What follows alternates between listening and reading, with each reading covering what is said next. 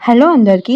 ఈరోజు వీడియోలో మనము Gurukul TGT, PGT biological science content క్లాసెస్లో భాగంగా అవర్ ఎన్విరాన్మెంట్ టాపిక్లో వాటర్ పొల్యూటెంట్స్ గురించి నేర్చుకుందాము.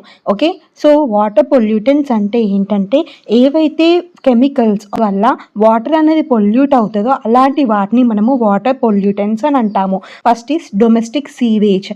లార్జ్ సిటీస్ అండ్ టౌన్స్ నుంచి వాటర్ అనేది పొల్యూట్ అవుతుంది కదా, దానికి మెయిన్ కారణం ఏంటంటే సీవేజ్ వాటర్. ఓకే, సీవేజ్ అంటే వేస్ట్ వాటర్ అన్నట్టు. ఓకేనా, సీవేజ్ వాటర్లో మెయిన్గా ఏముంటాయంటే హ్యూమన్ అండ్ ఎనిమల్ ఎక్స్క్రీటా ఉంటుంది అండ్ ఇంకా వేరే వేస్ట్ మెటీరియల్స్ అనేవి ఉంటాయి. ఓకే, సో ఇవి యూజువల్గా ఈ సీవేజ్ని ఎక్కడ రిలీజ్ చేస్తారంటే ఫ్రెష్ వాటర్ బాడీస్లోకి రిలీజ్ చేస్తారు ఆర్ సీస్లోకి డైరెక్ట్గా రిలీజ్ చేస్తూ ఉంటారు. So as per the regulation the sewage has to be passed through treatment plants.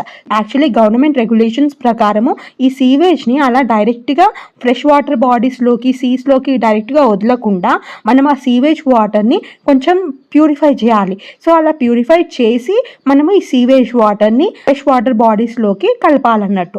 Okay, domestic సీవేజ్లో ఉన్న 0.1 ఇంప్యూరిటీస్ మాత్రమే ఎప్పుడైతే ఈ సీవేజ్ని ఫ్రెష్ వాటర్లో కలుపుతామో ఆ ఫ్రెష్ వాటర్ని పనికి రాకుండా చేస్తున్నాయి. ఓకే, అంటే మనం తాగరాకుండా చేస్తున్నాయి. In the treatment of sewage solids are easily removed. Sewage treatment ప్లాంట్స్లో మనం సాలిడ్స్ని ఈజీగా రిమూవ్ చేసేయచ్చు. But dissolved salts like nitrates, phosphate, ఇంకా other nutrients and toxic metal ions and organic compounds ఉంటాయి కదా ఈ సీవేజ్లో, వాటిని రిమూవ్ చేయడం అనేది పెద్ద టాస్క్ అన్నట్టు. ఈ డొమెస్టిక్ సీవేజ్లో ప్రైమర్లీ ఏముంటుందంటే బయోడిగ్రేడబుల్ ఆర్గానిక్ మ్యాటర్ ఉంటుంది. సో ఈ బయోడిగ్రేడబుల్ ఆర్గానిక్ మ్యాటర్ని మనము డీకంపోజ్ చేయడం వల్ల అంటే మైక్రో ఆర్గానిజమ్స్ హెల్ప్ తోటి లైక్ బ్యాక్టీరియా హెల్ప్ తోటి మనము ఈ బయోడిగ్రేడబుల్ ఆర్గానిక్ మ్యాటర్ని డీకంపోజ్ చేయొచ్చు. ఓకే, సో బట్ ఇక్కడ ప్రాబ్లం ఎప్పుడు వస్తుందంటే ఈ మైక్రో ఆర్గానిజమ్స్ అనేవి సీవేజ్లో ఉన్న బయోడిగ్రేడబుల్ ఆర్గానిక్ మ్యాటర్ని డీకంపోజ్ చేస్తున్నాయి కదా. సో ఈ మైక్రో ఆర్గానిజమ్స్కి ఆక్సిజన్ అనేది అవసరం వస్తుంది. ఆల్రెడీ వాటర్లో ఆక్సిజన్ అనేది డిజాల్వ్ అయి ఉంటుంది కదా. సో ఆ ఆక్సిజన్ని ఈ మైక్రో ఆర్గానిజమ్స్ అనేవి యూజ్ చేసుకుంటాయి. ఎందుకు?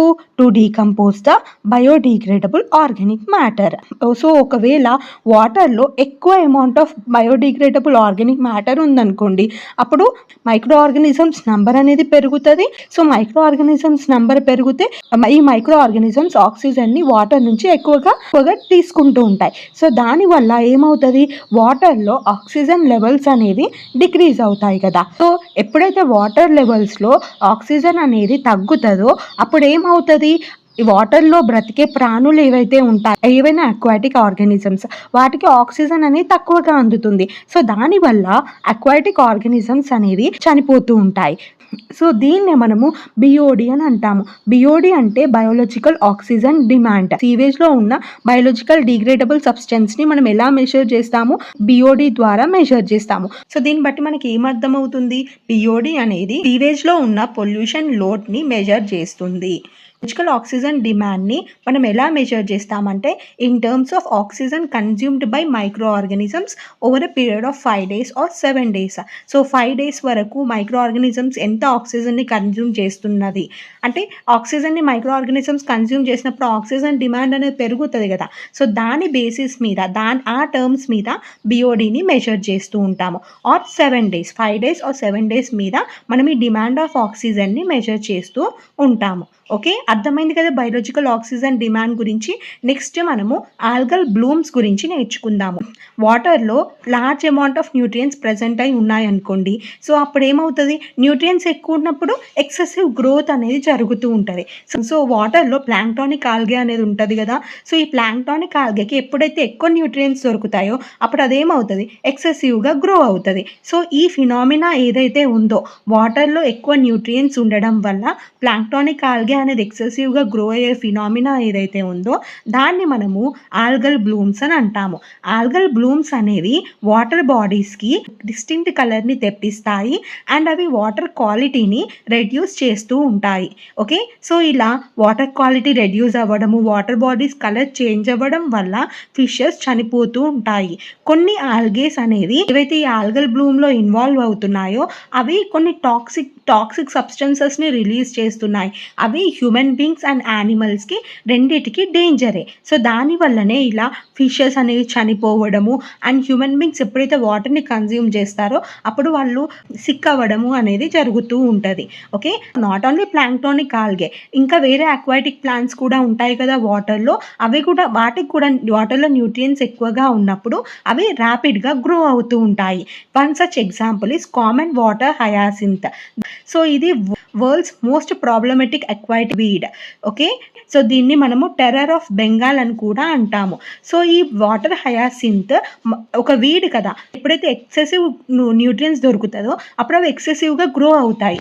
సో అది ఏం చేస్తుందంటే వాటర్ వేస్ని బ్లాక్ చేస్తూ ఉంటాయి. సో దానివల్ల ఫ్లడ్స్ వచ్చే ఛాన్సెస్ అనేవి ఎక్కువగా ఉంటాయి.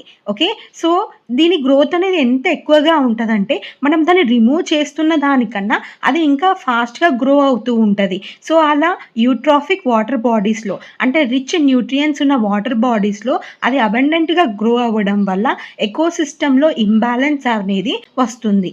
This is about the algal blooms. Homes and hospitals నుంచి కూడా సీవేజ్ అనేది వస్తూ ఉంటుంది కదా. సో ఆ సీవేజ్లో కూడా మనకి అన్డిజైరబుల్ ప్యాథోజెనిక్ మైక్రో ఆర్గానిజమ్స్ అనేవి ఉంటాయి. ఓకే, అంటే డిసీజ్ కాజింగ్ మైక్రో ఆర్గానిజమ్స్ అనేవి ఉంటాయి. సో వీటిని ట్రీట్ చేయకుండానే మనం వాటర్ బాడీస్లో కలిపేసినాం అనుకోండి, సో దానివల్ల సీరియస్ డిసీజెస్ అనేవి స్ప్రెడ్ అయ్యే ఛాన్స్ ఉంది. Like dysentery, typhoid, jaundice, cholera etcetera. So ఇలాంటి డిసీజెస్ అనేవి సీవేజ్ వాటర్ని డైరెక్ట్గా వాటర్ బాడీస్లో కలపడం వల్ల వస్తూ ఉంటాయి. Okay, next industrial effluents. Industrial effluents అంటే నథింగ్ బట్ మనకి ఇండస్ట్రీస్ నుంచి వస్తున్న కెమికల్స్ అనేవి ఉంటాయి. ఓకే, సో ఈ అన్ట్రీటెడ్ ఇండస్ట్రియల్ ఇఫ్లూయెన్స్ని వాటర్ బాడీస్లో కలపడం వల్ల వాటర్ బాడీస్ అనేవి పొల్యూట్ అయిపోతాయి. ఇండస్ట్రియల్ ఇఫ్లూయెన్స్లో మనకి వెరైటీ ఆఫ్ పొల్యూటెంట్స్ అనేవి ఉంటాయి. లైక్ అవి ఇన్ఆర్గానిక్ అయినా కావచ్చు, ఆర్గానిక్ అయినా కావచ్చు.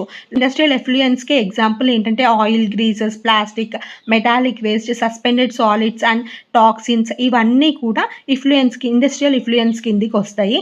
Most of the industrial effluents are non degradable, అంటే అవి మైక్రో ఆర్గానిజమ్స్ కూడా వాటిని డీకంపోజ్ చేయలేవు. అండ్ కొన్ని కెమికల్స్ కూడా ఉన్నాయి. Arsenic, cadmium, copper, chromium, mercury, zinc and nickel లాంటి హెవీ మెటల్స్ అనేవి ఇండస్ట్రీస్ డిశ్చార్జ్ చేస్తూ ఉంటాయి. ఈ కెమికల్స్ ఎప్పుడైతే వాటర్లో పెరుగుతాయో అప్పుడు అక్వాటిక్ ఆర్గానిజమ్స్ ఈ హెవీ మెటల్స్ ఉన్న వాటర్ని కన్స్యూమ్ చేస్తూ ఉంటాయి కదా. సో దానివల్ల వాళ్ళ బాడీస్లో కూడా ఈ కెమికల్స్ అనేవి డిపాజిట్ అయిపోతూ ఉంటాయి. Okay, so this is about the list of industrial effluents. So industrial effluents వల్ల ఎఫెక్ట్స్ ఏంటంటే organic substance present in water deplete the dissolved oxygen content in water by increasing the BOD and COD. Industrial effluents అనేవి water బాడీస్లో ఎప్పుడైతే కలిసిపోతాయో అప్పుడు organic substances అనేవి water బాడీస్లో increase అవుతాయి కదా. సో ఈ ఆర్గానిక్ సబ్స్టెన్సెస్ ఎప్పుడైతే ఇంక్రీజ్ అవుతుందో BOD అండ్ COD కూడా ఇంక్రీజ్ అవుతుంది. BOD అంటే ఇంతకుముందు డిస్కస్ చేసాం కదా, biological oxygen demand, and COD అంటే కెమికల్ ఆక్సిజన్ డిమాండ్. BODని మనం ఎలా మెజర్ చేస్తాము? BOD is the measure of biodegradable waste present in the sewage. So ఇప్పుడు మనము వాటర్లో ఆర్గానిక్ సబ్స్టెన్సెస్ పెరుగుతున్నాయి అంటే నథింగ్ బట్ ఇక్కడ కూడా ఇంప్యూరిటీస్ అనేవి పెరుగుతాయి కదా. సో అందుకే ఇక్కడ మనకి BOD లెవెల్స్ అనేవి ఇంక్రీజ్ అవుతున్నాయి. Most of the inorganic substance make the water unfit for drinking. So organic substances ఏమో BOD అండ్ COD లెవెల్స్ని ఇంక్రీజ్ చేస్తున్నాయి, అండ్ ఇన్ఆర్గానిక్ సబ్స్టెన్సెస్ ఏమో డ్రింకింగ్ వాటర్ని హ్యూమన్ కన్సెప్షన్కి పనికి రాకుండా చేస్తున్నాయి. సో దీనివల్ల డిఫరెంట్ టైప్స్ ఆఫ్ డిసీజెస్ అనేవి స్ప్రెడ్ అవుతున్నాయి. ఓకే, నెక్స్ట్ బయోమాగ్నిఫికేషన్ గురించి నేర్చుకుందాము. Increase in concentration of pollutants toxicants at successive trophic levels in aquatic food chain is called biological magnification or biomagnification. So biological magnification or biomagnification అంటే ఏంటి? ఒక traffic level నుంచి ఇంకొక traffic లెవెల్కి వెళ్తున్న కొద్ది పొల్యూటెంట్స్ ఆర్ టాక్సికెంట్ కాన్సన్ట్రేషన్ అనేది పెరుగుతుంది కదా, దాన్ని మనం ఏమంటాము? అలా పెరిగే దాన్ని మనం ఏమంటాము? బయోలాజికల్ మ్యాగ్నిఫికేషన్స్ ఆర్ బయోమాగ్నిఫికేషన్ అని అంటాము.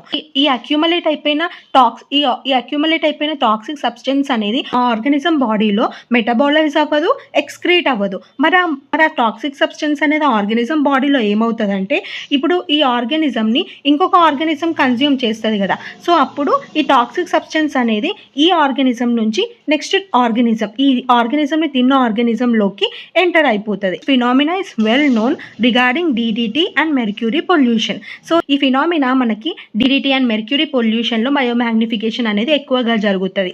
సో ఎగ్జాంపుల్ ఏంటంటే, సో పొలంలలో మనం ఫర్టిలైజర్స్ని యూజ్ చేస్తూ ఉంటాం కదా. సో ఆ పొలంలో వాటర్ కూడా ఉంటుంది కదా. సో మనం ఫర్టిలైజర్స్ వేసినప్పుడు ఆ వాటర్లో కూడా ఫర్టిలైజర్స్ అనేవి ఉండిపోతాయి. ప్లాంట్ అబ్జర్వ్ చేసుకుంటుంది కొంచెం, మిగతా అంతా వాటర్లో ఉండిపోతాయి. ఈ పొలం నుంచి వచ్చిన వాటర్ని మనము మామూలుగా ఫ్రెష్ వాటర్ బాడీస్లో కలిపేస్తూ ఉంటాం కదా.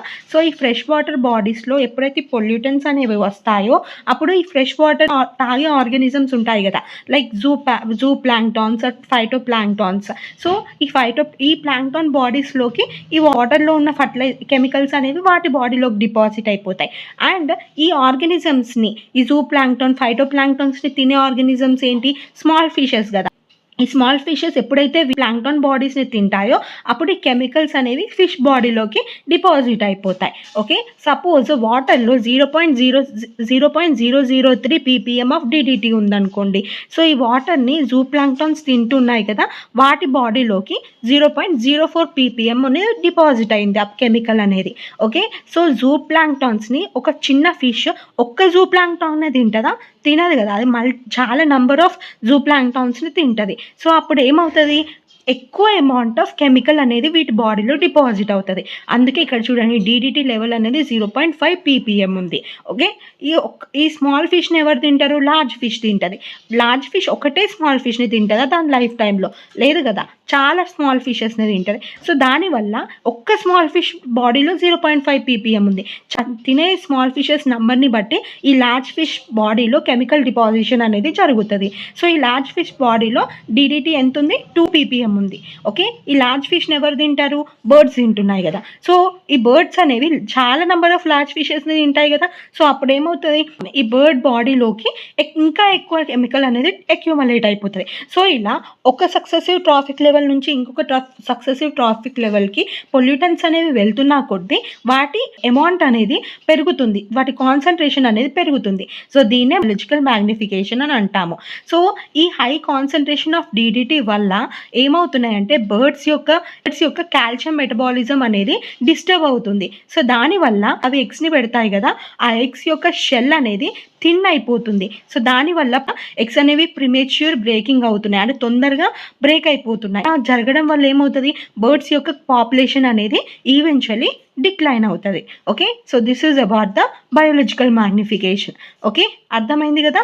నెక్స్ట్ యూట్రోఫికేషన్ గురించి నేర్చుకుందాం. ఫ్రెష్ వాటర్ బాడీస్లో న్యూట్రియన్స్ ఎన్రిచ్మెంట్ వల్ల లేక్ అనేది న్యాచురల్ ఏజనింగ్ అవుతుంది కదా, దాన్ని మనము యూట్రోఫికేషన్ అని అంటాము. సో యంగ్ లేక్ లోపల వాటర్ అనేది ఎలా ఉంటుందంటే కోల్డ్గా ఉంటుంది, క్లియర్గా ఉంటుంది, అండ్ అందులో చాలా లివింగ్ ఆర్గానిజమ్స్ అనేవి బ్రతుకుతూ ఉంటాయి. ఓకే, బట్ ఎప్పుడైతే ఈ లేక్ అనేది మనం పొలాలలో ఫర్టిలైజర్స్ యూజ్ చేస్తూ ఉంటాం కదా, రెయిన్ పడ్డప్పుడు ఆ రెయిన్ వాటర్ త్రూ కానీ లేకపోతే ఇంకా other sources through variety of fertilisers లాగా యూజ్ చేసిన నైట్రేట్స్ అండ్ ఫాస్ఫేట్స్ అనేవి లేక్లోకి ఎంటర్ అవుతాయి. సో ఈ నైట్రేట్స్ అండ్ ఫాస్ఫేట్స్ అనేవి ప్లాంట్స్ పెరగడానికి అండ్ అక్వాటిక్ ఆల్గే పెరగడానికి చాలా ఎసెన్షియల్ రోల్ ప్లే చేస్తాయి కదా. ఈ నైట్రేట్స్ అండ్ ఫాస్ఫేట్స్ అనేవి లేక్లో పెరగడం వల్ల ఏమవుతుందంటే ఈ ఆర్గానిజమ్స్ కూడా ఎక్కువగా పెరుగుతాయి. సో ఇప్పుడు అక్వాటిక్ ఆల్గే గ్రోత్ అనేది ఎక్కువగా అయిందనుకోండి, అది లేక్ యొక్క సర్ఫేస్ని మొత్తం కప్పేస్తుంది కదా. లైట్ అనేది ఈ లేక్లోకి ఎంటర్ అవ్వదు. సో లైట్ అనేది లేక్లోకి ఎంటర్ అవ్వకపోవడం వల్ల ఈ లేక్ లోపల ఉన్న అక్వాటిక్ ఆర్గానిజమ్స్ ఉంటాయి కదా, ఆ అక్వాటిక్ ఆర్గానిజమ్స్ అనేవి చనిపోతాయి. అండ్ ఇంకా వేరే లివింగ్ ఆర్గానిజమ్స్ కూడా చనిపోతూ ఉంటాయి. సో అలా చనిపోవడం వల్ల వాటి యొక్క డెడ్ మ్యాటర్ ఉంటుంది కదా, అది ఎక్కువగా డిపాజిట్ అయిపోతూ ఉంటుంది లేక్ బాటంలో. ఓకే, సో అలా డిపాజిట్ అయిపోయి స్లిట్ని ఫామ్ చేస్తుంది. న్యాచురల్గా లేక్లో ఆర్గానిజమ్స్ అనేవి చనిపోతాయి, స్లిట్ ఫార్మేషన్ అనేది జరుగుతుంది. బట్ ఈ న్యూట్రియన్స్ ఎన్రిచ్మెంట్ వల్ల, అంటే లేక్లో న్యూట్రియన్స్ ఎన్రిచ్మెంట్ వల్ల ఈ ప్రాసెస్ అనేది స్పీడప్ అవుతుంది. దాన్ని మనం ఏమంటామంటే కల్చరల్ ఆర్ యాక్సిలరేటెడ్ యూట్రోఫికేషన్ అని అంటాము. సో ఇలా హ్యూమన్ యాక్టివిటీస్ వల్ల లేక్ యొక్క ఏజింగ్ ప్రాసెస్ అనేది తొందరగా అవుతుంది. సో ఇలా స్లిట్ ఫార్మేషన్ అనేది లేక్ బాటంలో అవ్వడం వల్ల ఏమవుతుంది, లేక్ యొక్క డెప్త్ అనేది తగ్గుతుంది. సో దట్ వాటర్ అనేది లేక్లో తొందరగా వార్మ్ అవుతుంది, లేక్ యొక్క డెప్త్ అనేది తగ్గుతుంది. సో ఇలా ఈవెన్చువల్లీ లేక్లో large masses of floating plants అనేవి ఫామ్ అవుతాయి. లేక్ అనేది షాలోగా మారడం వల్ల large masses of floating plants అనేవి ఫామ్ అవుతాయి. దాన్ని మనం బాగ్ అంటాము. ఆ బాగ్ ఫామ్ అయిన తర్వాత ఫైనల్లీ లేక్ అనేది ల్యాండ్ లాగా కన్వర్ట్ అవుతుంది. సో పాస్ట్ సెంచరీ నుంచి అర్త్ మీద ఉన్న చాలా లేక్స్ అనేవి severely industrial waste and sewage వల్ల సివియర్గా యూట్రోఫైడ్ అయ్యాయి. Okay, the primary contaminants are nitrates and phosphates which are chief plant nutrients. So ఇది జరగడానికి మెయిన్ కంటామినేట్స్ ఏంటి, నైట్రేట్స్ ఇంకా ఫాస్ఫేట్స్. అవి చీఫ్ ప్లాంట్ న్యూట్రియంట్స్ కాబట్టి ప్లాంట్ గ్రోత్ అనేది ఎక్సెసివ్గా జరుగుతూ ఉంటుంది. సో ఇలా పెరగడం వల్ల డిజాల్వ్డ్ ఆక్సిజన్ లెవెల్స్ కూడా లేక్లో తగ్గుతాయి. ఇంకా పొల్యూటెంట్స్ ఉంటాయి కదా, ఆ పొల్యూటెంట్స్ లేక్లోకి రావడం వల్ల పాయిజన్ అయిపోయి లేక్ వాటర్ అనేది పాయిజన్ అయిపోయి బయటికి ఆర్గానిజమ్స్ లైక్ ఫిషెస్ పాపులేషన్ అనేది తగ్గిపోతుంది. అంటే అవి నథింగ్ బట్ అవి చనిపోతున్నాయి కదా. సో అవి చనిపోవడం వల్ల లేక్లో అవి డీకంపోజ్ అవ్వాలి. సో అలా డీకంపోజ్ అవ్వడం వల్ల డిజాల్వ్డ్ ఆక్సిజన్ కంటెంట్ అనేది ఈ లేక్లో తగ్గిపోతూ ఉంటుంది. ఓకే, సో అర్థమైంది కదా యూట్రోఫికేషన్ గురించి కూడా. So this is all about today's video. ఈ వీడియో కనుక మీకు యూస్ఫుల్ అయితే తప్పకుండా వీడియోని లైక్ చేయండి అండ్ ఛానల్ని సబ్స్క్రైబ్ చేసుకోండి. Thank you so much for watching this video. Let's meet in the next video. Until then bye.